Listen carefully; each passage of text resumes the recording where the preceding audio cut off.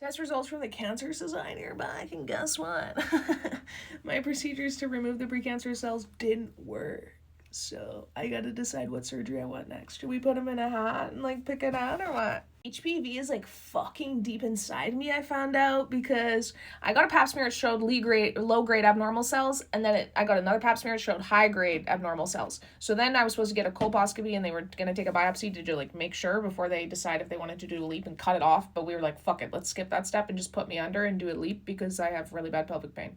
So then we do that, and then I had another follow-up procedure where they took biopsies to make sure that it hadn't like spread, and it is deep inside my cervical canal, baby.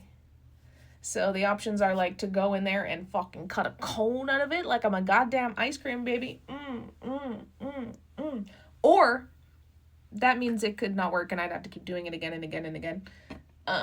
Or I could just get a hysterectomy and I could just take all that shit out. I could take out my cervix, I could take out my uterus, and then I would not have the risk of uterine or cervical cancer.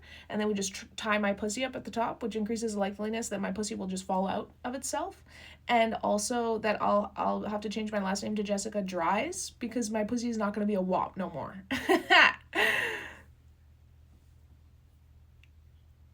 And I might need to retire the wop anyway, because I got a fucking cyst after I DJ'd the other day, and then it went away in 24 hours, and I was like, oh, my pussy juice is clogging up.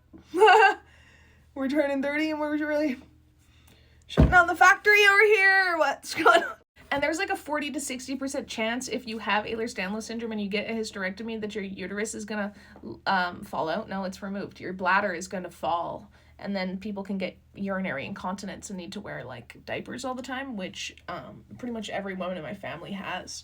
So it's already a 40 to 60% chance that you get a bladder prolapse if you have a pussy that's an EDS style. What the fuck? What's that?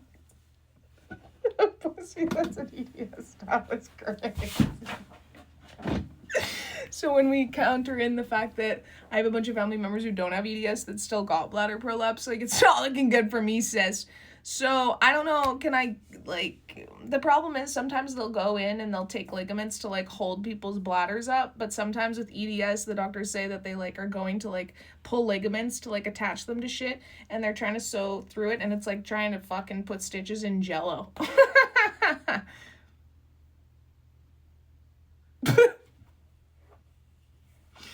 So I don't know what I want to do. But it would be empowering to have my uterus out and to see if it took away my pain, because then I would be in control. And then every 28 days I wouldn't feel like men are controlling my body, because someone could take away my painkillers and then I would be going to the hospital every month and then they would be being mean to me. So it would be cool to get my uterus out and to have that go away. Like, yeah! But I don't want to be peeing my pants all the time every day, because I don't do that now. And I've stopped shitting my pants now that I'm on propranolol. So I'm kind of liking keeping my fluids inside. But I guess that's the consequence. I'm going to have to swap the fluids. I'm going to have no fluid coming out of my pussy and just pouring out of my urethra. When we say Jessica has a wet-ass pussy, now it's just going to be bladder incontinence, not... Like, who's lube? Don't ask me. Never needed her. Rip to the goat. Except it's not the goat, because she rips all the time. Now, here's a problem I have. On all of my test results for my HPV procedure, all the pathologies, it says the main ordering provider is an ENT who I have yet to meet. And I'm kind of getting sick and tired of this, where they send my test results to a random doctor that's unrelated, or send, you know, my patient shit to other patients. It's been a lot of weird, freedom of protection of information violations. I don't know where, like, confident. It's odd vibes to me. So I definitely need to talk to this doctor, because if we're doing more surgeries, I'm sure as hell not having that motherfucking little bitch-ass anesthesiologist that we had last time. I'm not playing again with you, boy. And I'm not having them send my info to the wrong doctors. Like, tell me why my abortion ended up in Toronto. My abortion paperwork ended up in Toronto at an anesthesiologist. who's a Christian apologist. That's suspicious.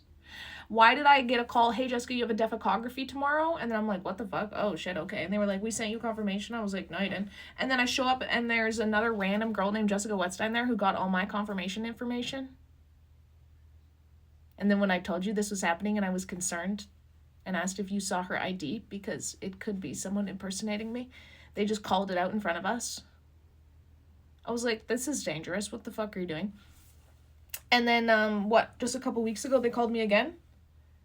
And this what happened initially in September. They were like, hey, Jess, you have a defecography tomorrow. I was like, what is going on? I already had a defecography. And y'all did this thing to me last time.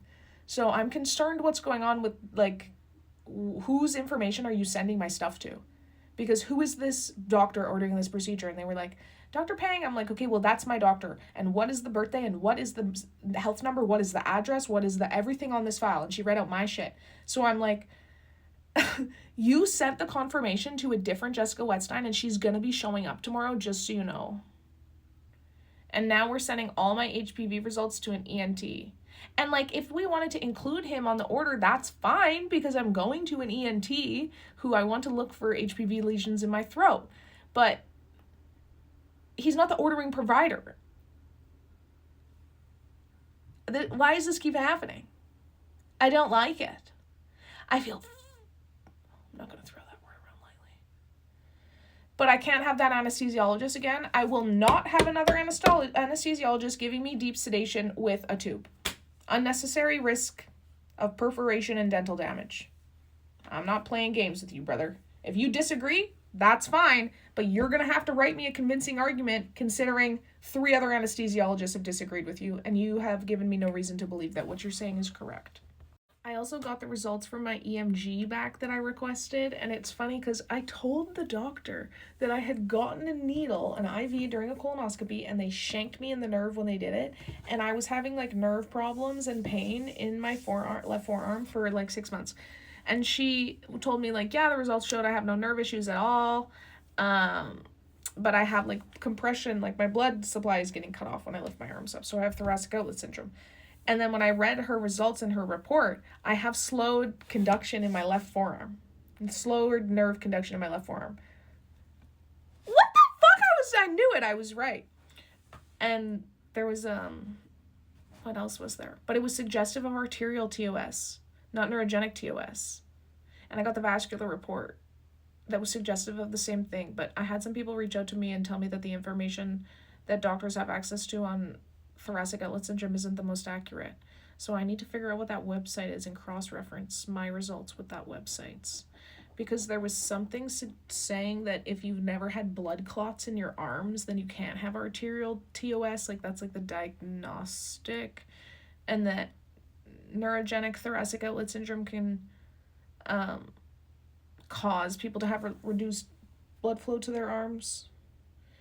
But it was interesting because they said my left arm is worse than my right. Which is interesting because oh my god, I need to dust that flower so bad. I need to move. Oh god, we need to do another moving series. I just did a moving series, but I guess that was 3 years ago. Fuck. I need to move, okay. Where do I want to move? I don't know. My requirements are high as fuck. And when I talk about them, people are like, girl, you're such a diva. That's so unrealistic. Excuse me. If I'm paying $2,000, you're damn fucking right I'm going to get everything I want. And every time people tell me that's unrealistic, and then they come over to my apartment when they get it, and they go, oh, damn. I need to make sure there's no attractive people in the building, too. I think that's going to be a requirement. No one fuckable.